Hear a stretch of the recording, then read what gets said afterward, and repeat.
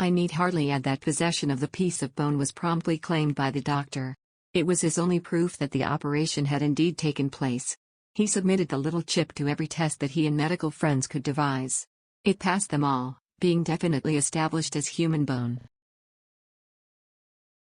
Whether it was a splinter from one of the spinal vertebrae, however, could not be stated with the same degree of certainty, though all those who examined it and were qualified to express an opinion were unanimous in believing that it was.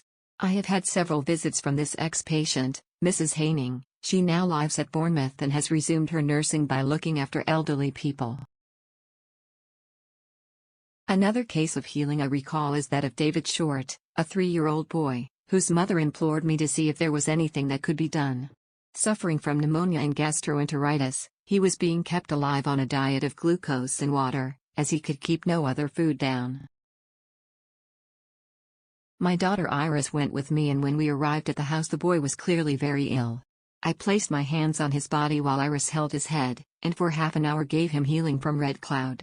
Then I suggested he should be offered a little food. He took it readily, almost greedily, and to our delight was able to retain it.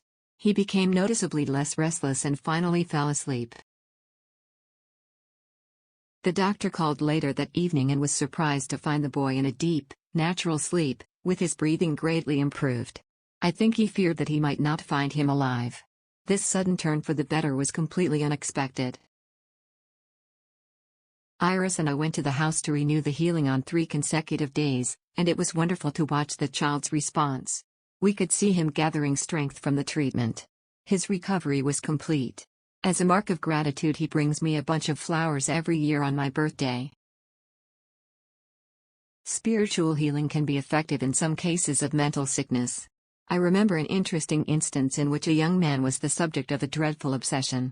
Normally he was a person of charm and accomplishment, but he had periods when he was overcome by an almost irresistible desire to kill his mother.